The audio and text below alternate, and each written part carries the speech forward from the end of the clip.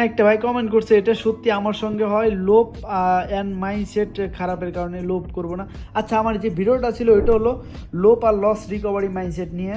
তো আপনাদের ভাই এটা কিন্তু বাস্তব, মানে এইখানে একটা মানুষ ধ্বংস হয় কিন্তু তার লোভের কারণে, অ্যান্ড হলো লস রিকভারি মাইন্ডসেটের কারণে। তো আমি একটু সংক্ষেপে শেষ করে দিই।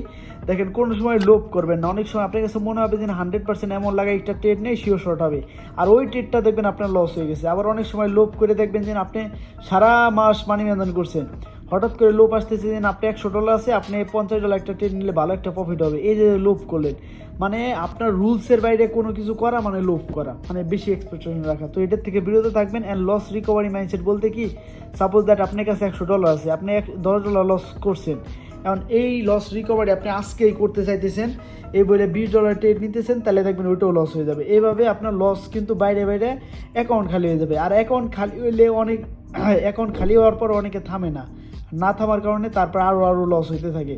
তো এই লস রিকভারি মাইন্ডসেটটাও প্রচুর খারাপ। এই দুইটা জিনিস ভাই ভুলেও আইনেন না। আমি এইখানে এই ভিডিওতে গাইড করছি, আবার একটু বলে দিলাম। তো এই দুটো ভুল যদি না করেন তাহলে আপনি অবশ্যই ট্রেডিংয়ে সফল হবেন। এই দুইটা ভুলের কারণে সবাই কিন্তু আনসাকসেসফুল হয়ে থাকে। অ্যান্ড আমাদের ইউটিউব চ্যানেলটা যাই ঘুরে আসতে পারেন, এখানে অনেক কিছু জানতে পারবেন ট্রেডিং সম্পর্কে।